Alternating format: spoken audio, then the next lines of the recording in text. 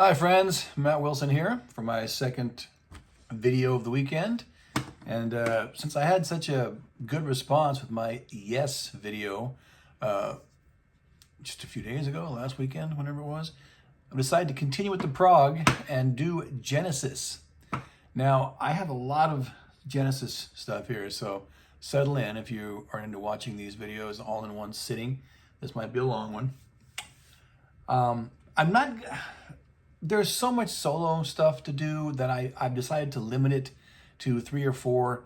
I'll do 4 Gabriel, 3 Collins, a couple of Hackett's.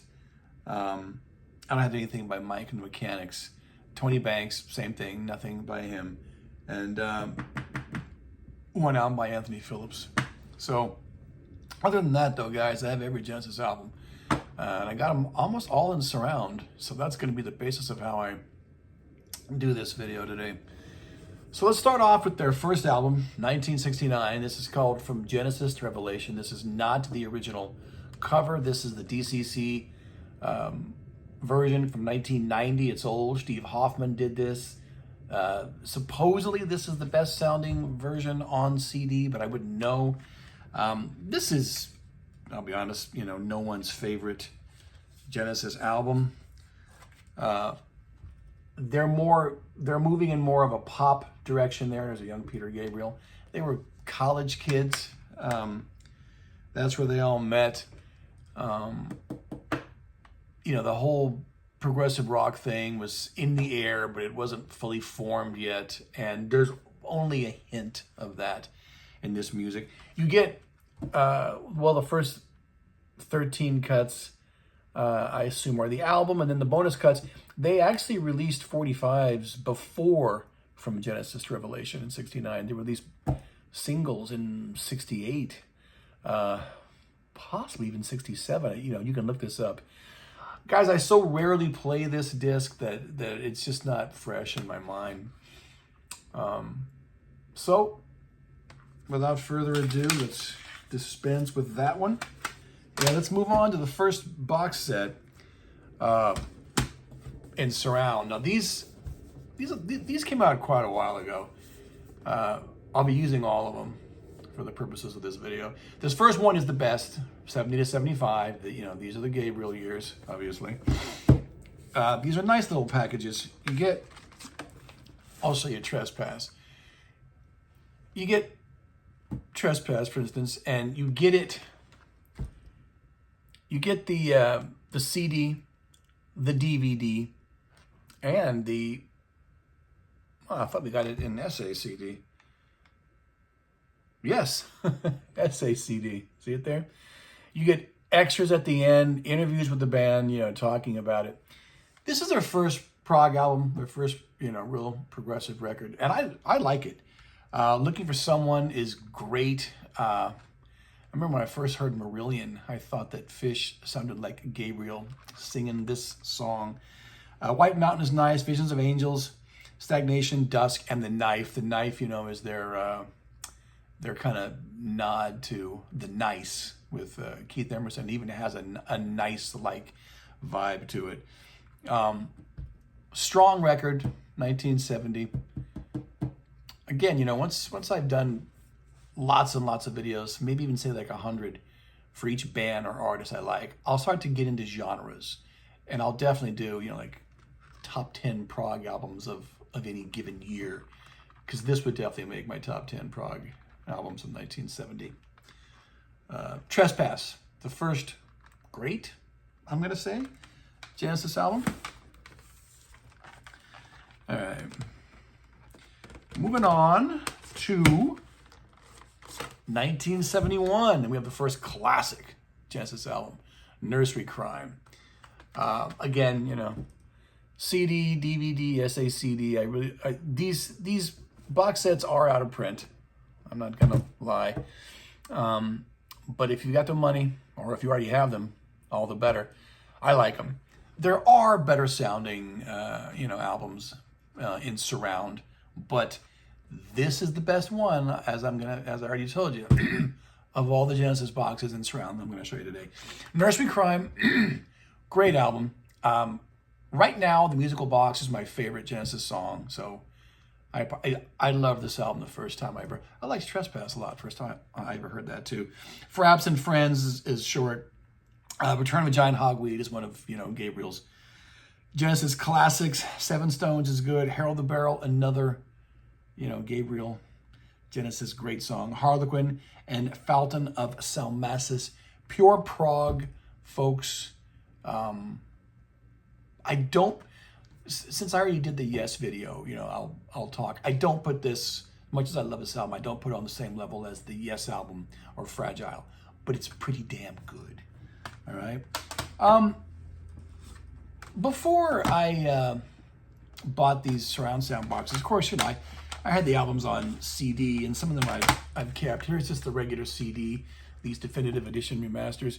I never was really happy with the sound quality of these. They're fine.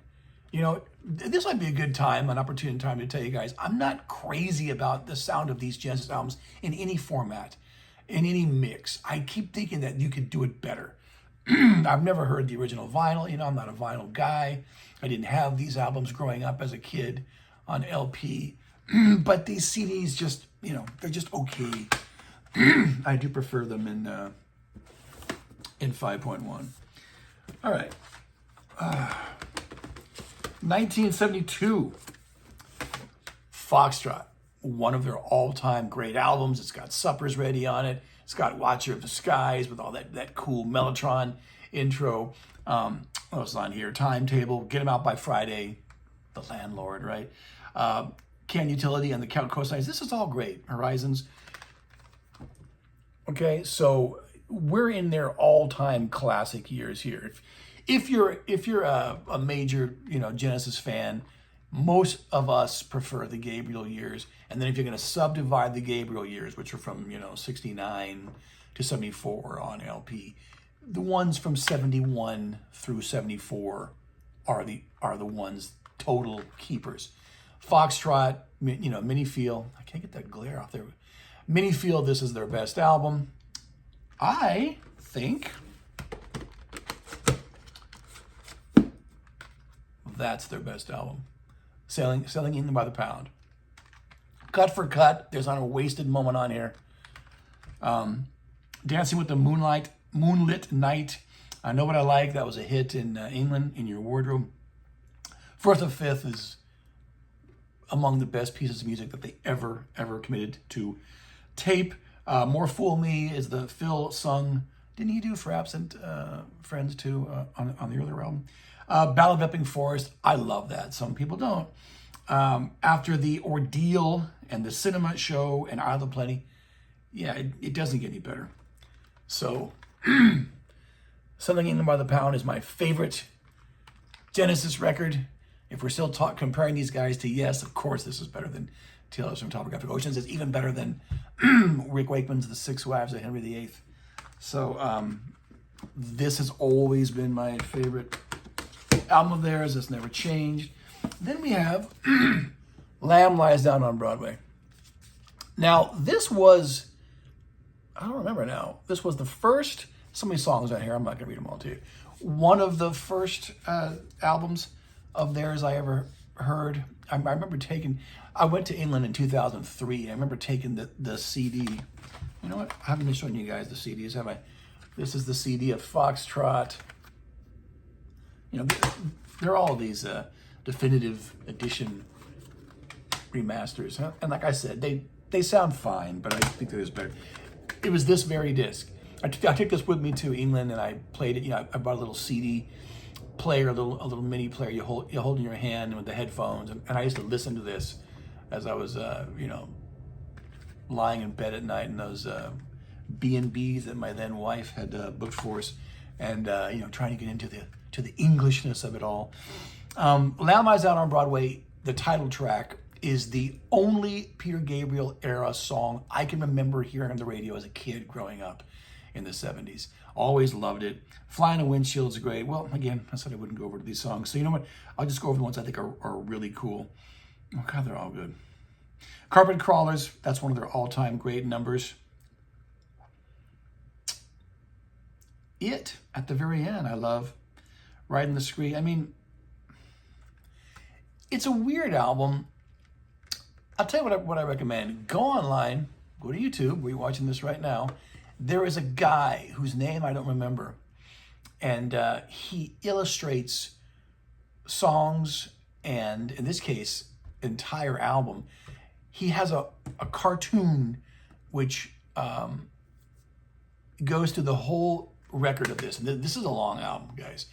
It's black and white. The story of Rael, and he goes into this different surreal world, encounters all these creatures, and in the end has to save his brother from drowning in a river.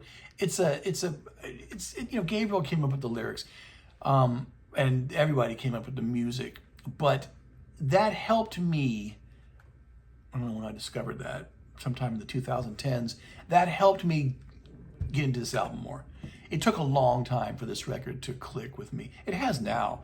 I wish that there was a great concert of this that was filmed, or even recorded, and they could release it. But you can see like snippets on live, online. But this is one of the great progressive rock statements. Like The Who's Tommy and Quadrophenia, double LP concept album statements. Much better than the two Kinks albums of Preservation. But yeah, this is the last thing that Peter Gabriel did with them. And that ends this box set. Then at the end, you get these extra stuff. 70 to 75, they recorded various 45s and B-sides and stuff that didn't make the albums. That's on here. Interviews, like I said, all highly recommended. Okay, I'm gonna skip the live stuff for now and just do this next box set. 76 to 82. This is another surround sound box, just like the one I just showed you. Sound quality not quite as good, but still, worthy. Okay, we have Peter's gone, but we still got Steve Hackett. This is Trick of the Tail. It's virtually another classic, folks. This is 1976. They didn't do an album in 75.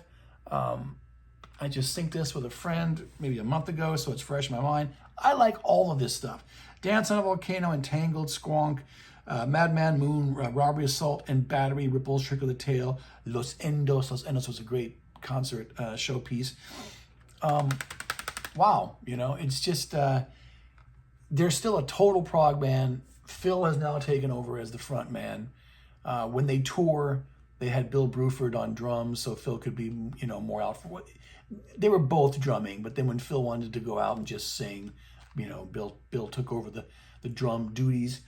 It's the first of two albums in '76, because then we had Wind and Wuthering, which is almost as good. If you wanted to argue that this was better, I wouldn't engage in that discussion, because it's just a hair's difference. Again, in this second box, it's the same thing. You get the CD, the DVD, and the SA CD. What's on here? 11th Earl of Mar, that's good. One for the Vine. Drinking. Your Own Special Way, that's a ballad, kind of like a harbinger of what's to come with Phil Collins. What the Gorilla, All in a Mouse's Night, Blood on the... Whatever, I'm reading song titles to you. The whole album's solid. It's another really good prog album. Both of these records, 1976. Steve Hackett, still in the band. Steve Hackett, the guitar player. Wonderful stuff. Wonderful stuff, guys. And some people, unfortunately, I say, get off the bus with that record. I don't know why, because this one is, this is 78. In 77, they had Seconds out, which I'll get to in a second when I do the live stuff, and I also skipped Genesis Live in 73. This is all right. I know a lot of people that really like this. They're still basically a prog band, but the pop stuff is really starting to come into play here. All right. Most of this is pretty good. Almost none of it, though, blows me away. It does have Follow You, Follow Me, And that was, you know, that was their big hit. That was a bigger hit than anything that they'd had. And by 1978, guys, as I've alluded to in other Prog shows, the progressive rock landscape was changing. A band like Genesis, who had never really sold that many albums, you can't blame them for wanting to change their sound and, you know, reach more people. Everyone was doing that. I mean, Gentle Giant did Giant for a Day that year. Gentle Giant being the proggiest of prog bands. It's terrible. This is a much better album than that. Yes had done Tormato that year. I think I told you when I did the Yes video. I don't really know which one I prefer, but you put a gun to my head, I might take Tormato. But this is still good, and I know lots of Genesis fans who like it. All right? I mean, it's not anywhere as near as good as any album before this, including the live albums. But I also prefer Duke to this. So that's kind of why I, you know, well, the first Genesis album, From Genesis to Revelation, is nowhere near as good as this. I'll give you that. All right. Duke is 1980. This is good. By 1980, things had deteriorated in the prog world to the extent that, you know, I don't think I could give you a list of top 10 great prog albums that year. I'd give you, you know, top 5 or 6. This would be up there. You know, it's not. Well, Yes did Drama that year, which I said on that video was the best Yes album, not to have Johnny Anderson on vocals. This is easily as solid as that. You know, Rush did Permanent Waves. That's a great album. But anyways, let's not get off on a tangent. This album contained radio hits. They were getting bigger. I mean, if Follow You, Follow Me opened the floodgates, the floods came out with this album. What's on Behind the Lines, Duchess was a hit in England. Man of Our Times, there you go. Misunderstanding, you know, that was a big hit. Turn It On Again, yeah. And then that whole ending, you know, triptych of Please Don't Ask, Duke's Travels, Duke's End. Yeah, this is a solid record. So they were holding the prog reins at this late date. And Phil Collins definitely, you know, stepping into his own by this point. Abacab is very similar to Duke, but just not as solid. The finest songs on Abacab from 81 are as good, in my estimation, as you know, most of the songs on Duke. Only there's just more filler here. So again, this will be one I'll just tell you the highlights. I'll let you see that. Glare. All right. So I love the song Abacab. That was all over the radio, and that's, in some ways, that's my favorite 80s Genesis song. It's not that many vocals. It's just like a jam that's got a form to it. I like the sound of the instruments. No Reply at All. That's a big one. Me and Sarah Jane, Man of the Corner. And then the rest of it's just kind of okay. Dodo Lurker should be better. But I'm going to say, you know, half good. But this is the last time that they would make anything resembling a prog album that you could compare to 70s prog albums. It's not, okay, not on here. And this is the little roundup CD 76, 82 with again, you know, stuff on here that 45s and singles and stuff, which didn't make it. Now, before I move on to the pop years, let's go over quickly Genesis Live. Yes, this is another surround sound box, but unfortunately, they probably couldn't find the master tape, but they did not give you all of these albums in surround. I'll try to remember which ones are and which ones aren't. We're doing well with time, though. Haven't even got to 20 minutes yet.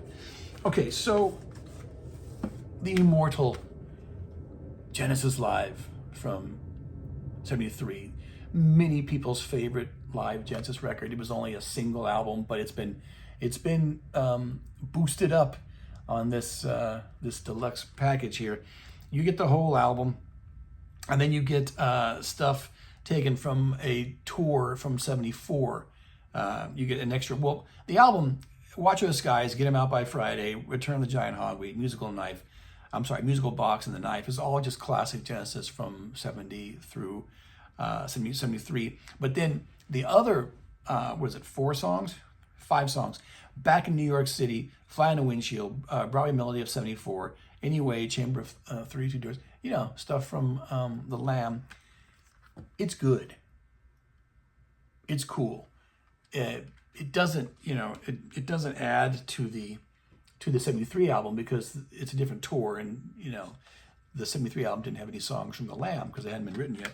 But it's any live Genesis with Peter Gabriel is worth your time, and this is in surround.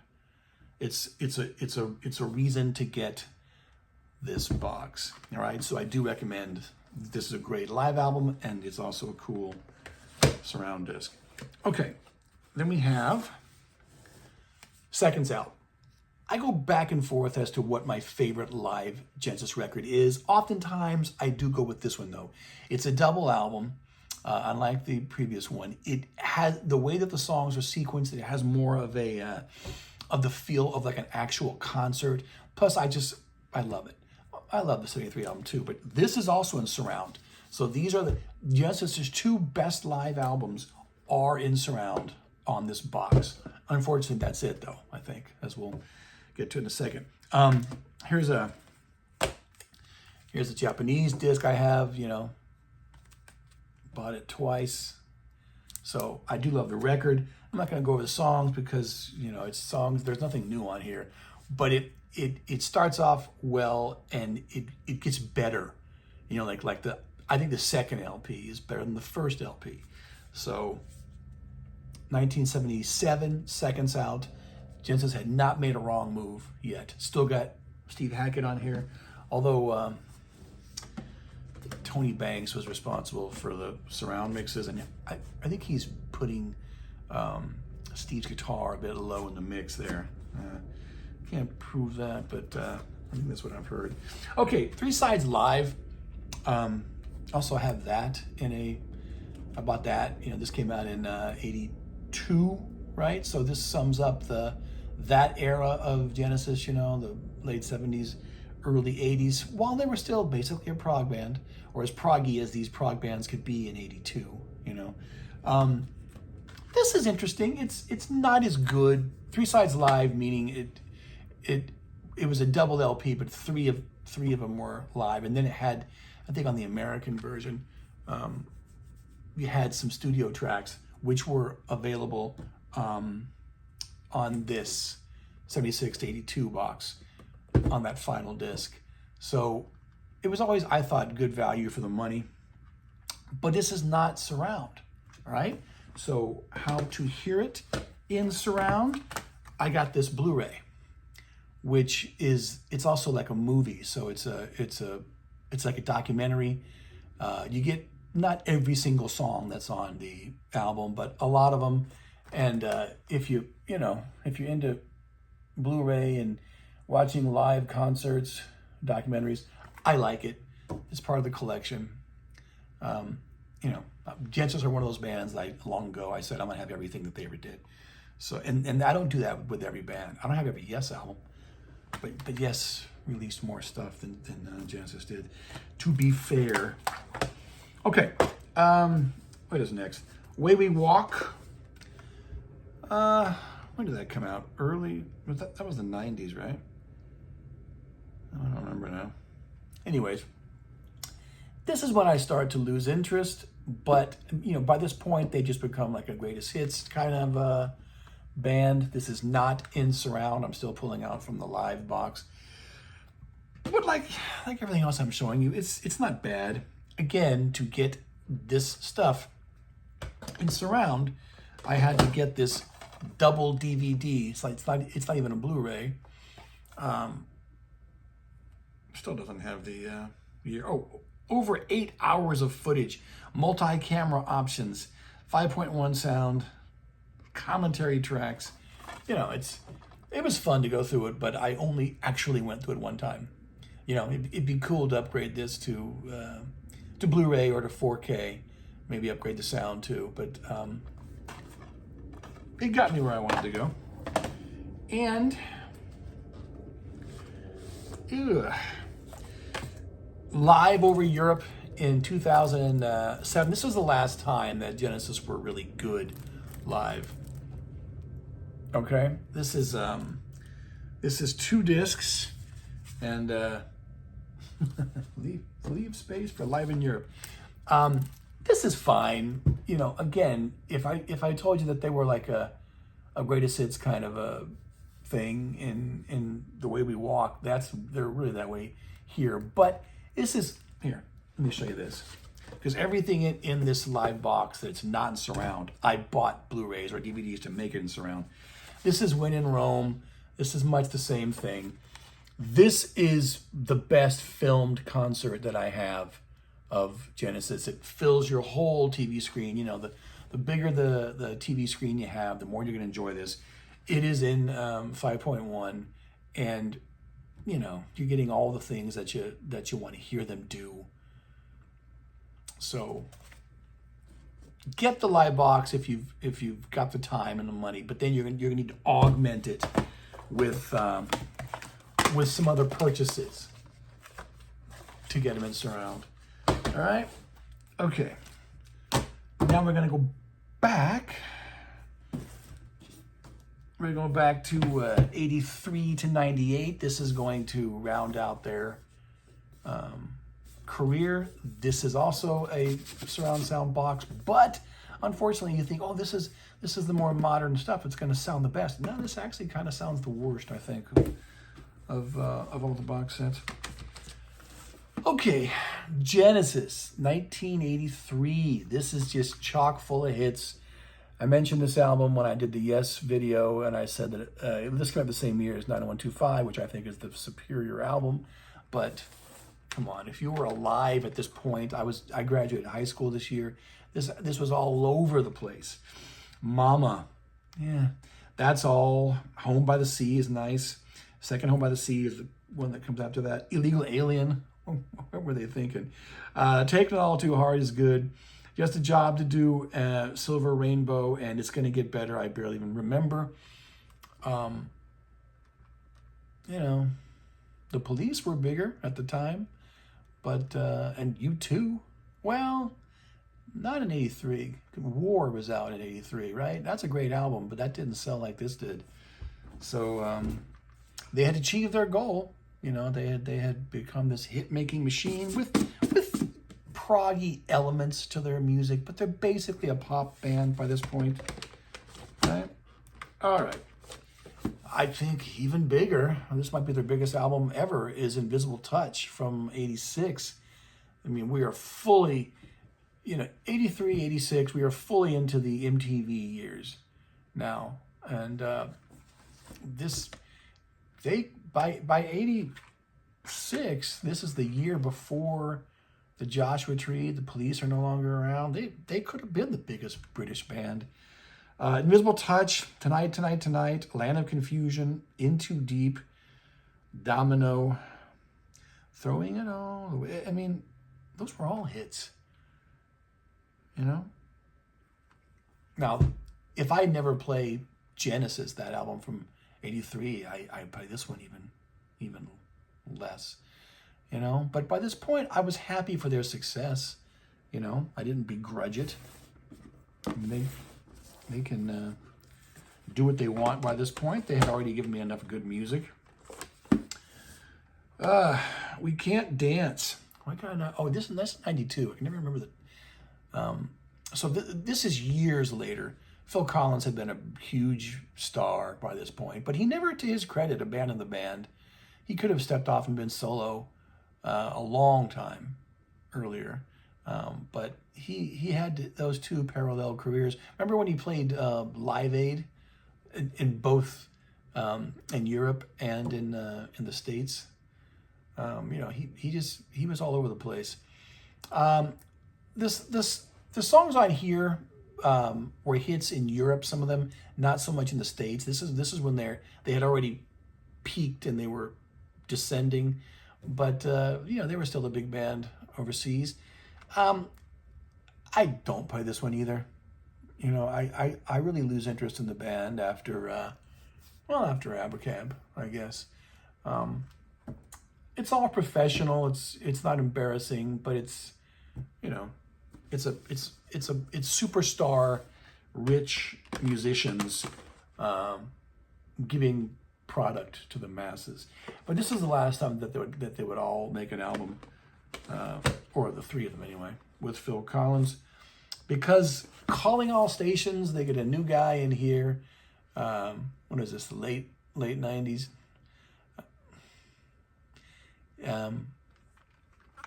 Might be worth playing it once, you know, but I won't even go over the songs. So, and then, you know, you get the usual mopping up stuff at the end. I like all these boxes. They're all worth your time. And that closes the story of Genesis. I'm gonna, oh, you know what? One more thing I'll show you. When I did my last video on Aerosmith, I pulled out the Pandora's Box, you know, CD set, and I forgot to show it to you guys, so I don't want to do that today. This is the Genesis archive from 67 to 75. I like this. You get some cool live stuff on here. It's all the Gabriel era. You get I think it's a live show from 73. I don't remember, I'm not going to pull it out, but yeah, this was a nice little find. I didn't even get this until a few years ago, but people had told me about it for years, and I put off buying it. Oh, I got enough Genesis, but I'm glad I did. They don't have a full box set just covering their entire career, but this is, you know, this is the next best thing. Okay, I promised you guys some solo stuff. What will it be, 31 minutes? Hey, this isn't gonna be that bad. I promised you guys 2 Steve Hackett's. So, Voyage of the Acolyte in 75, that's easily the best Steve Hackett album that I know. This is a really good prog album. I mentioned in the Yes video, Chris Squire's Fish Out of Water being a great solo Yes album in 75. This is a great solo Genesis album in 75. Which is the better one? I'd have to play them both again back to back. Right now in my mind, I think I like them equally well. But again, with that old thing I like to say, put a gun to my head, I might pick this one. All right. Spectral Mornings is a surround sound disc. This is not his second album. I want to say it's the third. I don't remember. 79? Can't remember. But it's not bad. It's not as good as Voyage of the Acolyte. But if you want to hear Steven Wilson doesn't really do Genesis stuff. He made the comment once that he doesn't like their music. I wonder if that was taken out of context or what, because he loves every other prog band, major prog band anyway. But he did do this. So if you want to hear what Wilson's work sounds like on a member of Genesis, I check this one out, Spectral Mornings. Okay, Ant Phillips was their original guitar player along with, Rutherford, and they played, kind of twin guitars, getting that nice pastoral sound on Trespass.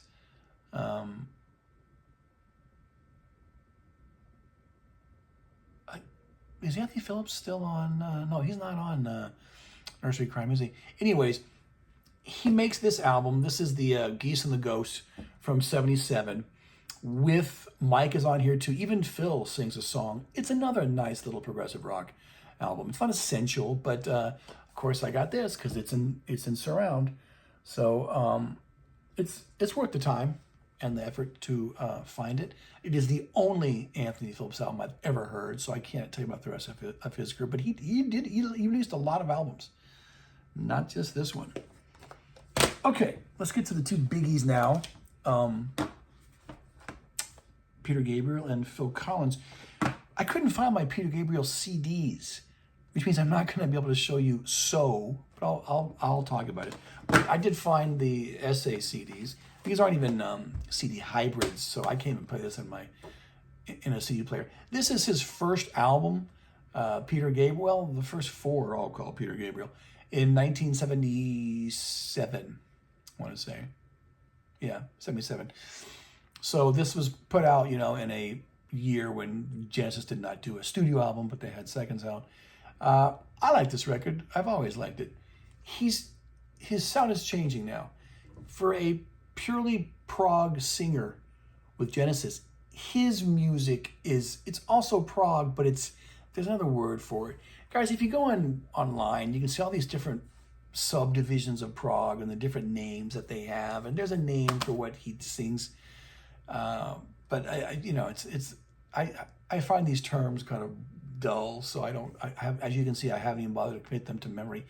But this is a more kind of almost new wave sounding, you know, it's more modern. He's not stuck. I mean, but even Genesis were going to start changing their sound in the next year when they did, and then there were 3. But they went more commercial. He's going more like, I don't know, David Bowie or something. What's on here? Moribund, The Bürgermeister, I like that. Salisbury Hill is, I was in England, I told you earlier, in 2003, and I was on some bus journey, and the guy was in the bus, and he had a microphone, and he was like our tour guide. He was asking everybody was British in the bus, except me and my wife, and he was talking about Salisbury Hill. He was asking, you know, does anyone know who had the hit with that song? I was the only one, an American, who knew that was a Peter Gabriel song. Modern Love is good. Excuse Me, Humdrum, Slow Burn. Remember that one? Waiting for the Big One.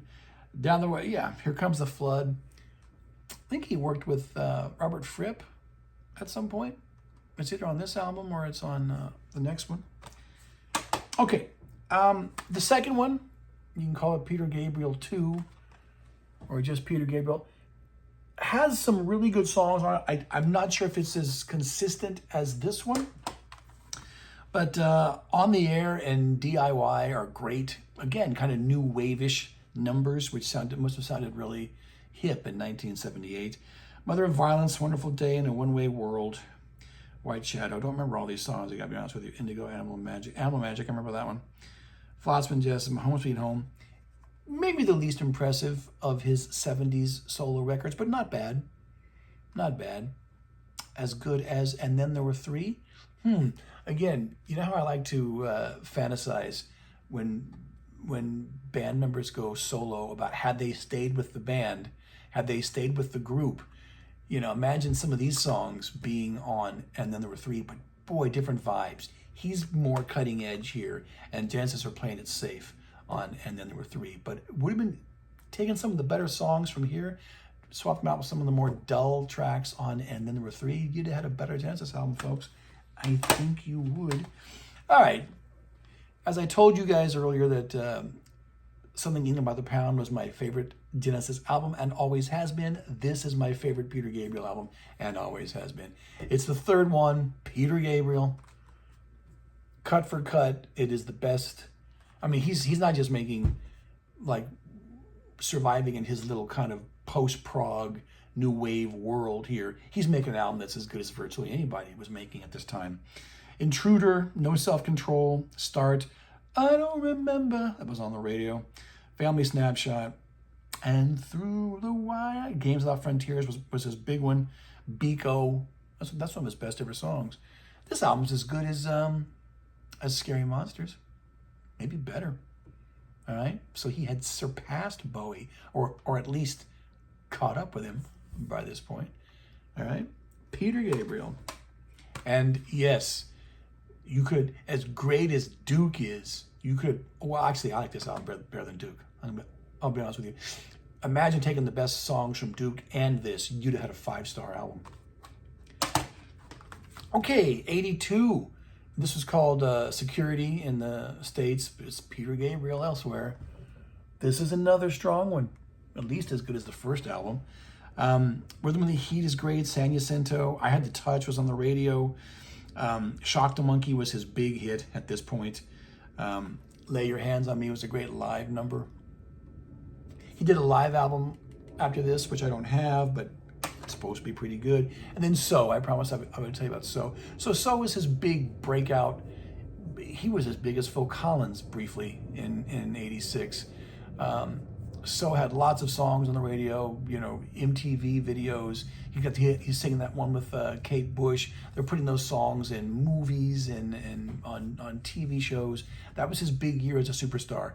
I don't know what his deal is. I've never read a book about Peter. I don't know why he did not make another solo album after that. He did like soundtracks and stuff to movies, but he didn't come up with another record until, what was it, 92? You know, so he pulled a Springsteen in that regard. But even Bruce released an album in 87, and he came back in 92. So, and when both those guys came back, Bruce and Peter, they weren't the big superstars that they had been. The message here, folks, is do not take, you know, 5 years off in between projects. It's too much. Okay, I've saved Phil for last. Phil gets all the grief. He's the pop meister, right? His first album, 1981, Face Value, is his best record.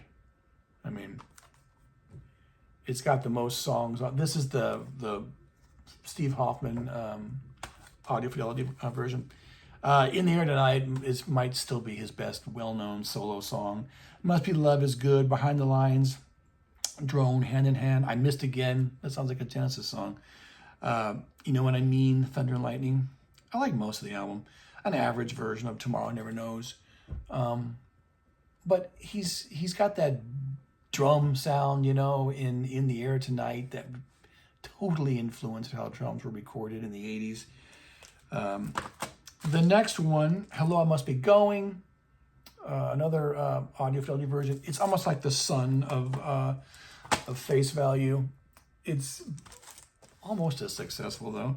I Don't Care Anymore was a hit. You Can't Hurry Love was the Motown number. The Supremes won. And the rest is just kind of similar sounding to Face Value. Not quite as good, but I know a guy, a Genesis fanatic, who thinks this is better. So there you go. This is 82. All right. And this is the last one that I have. It's No Jacket Required, came out in 85. This is to his career what Invisible Touch is to Genesis's career. Hit after hit. He was a superstar in the mid-80s. You know, I mean, imagine going from this dominating everything in 85 to Invisible Touch dominating everything in 86. This is, I'm sure he regards these years as the peak of his whole career. What's on here? Sussudio. I gotta say, I got tired of that song, though. Only You Know and I Know. One more night. He loved those ballads, didn't he? Don't Lose My Number. Said I Would. Doesn't anybody stay together anymore? Take Me Home. That's kind of a good one. So that's it. Making sure I'm not forgetting anything. All right. So closing thoughts on Genesis. Real Genesis fans will tell you that every aspect of their career is important. You know, and I see what they mean, but I can't help but be discerning and want to say, yeah, but the 70s were the best. Or at the least, I'll say up through Duke. And I'll even extend that to Abacab if I want to be generous. I'll say I can hang with any Genesis album. After that, I lose interest. I don't begrudge them their success. They earned it. You know, I mean, they wrote all those songs. When I did the Aerosmith video yesterday, I was telling you about their song doctors. For their big, successful years, they had to have a lot of help. Genesis didn't. Genesis would keep losing members, but after the initial loss of Phillips and the drummer, I think they had 2 drummers before Phil, they stopped replacing members of Genesis. And they just kept, you know, Peter left, okay, the drummer's going to sing. Steve left, okay, Rutherford will pick up the guitar duties. That's to be admired. And they got more and more successful as they kept losing members. Isn't that weird? I can't think of another band like that. But then at the end, you know, when Phil wasn't going to sing with them anymore, calling all stations, don't waste your time with that. Are they the greatest progressive rock band ever? You could say that. I'm not going to say that. I think I did come out in favor of yes when I did the video, but you got to also factor in Floyd, Crimson. Crimson's got to be the next progressive rock band that I do a video of. because I can hang with pretty much any King Crimson album either. In fact, probably all the way to the end. So Genesis, love them. At least I loved them for, a long time. Hope you do too. Matt Wilson signing off.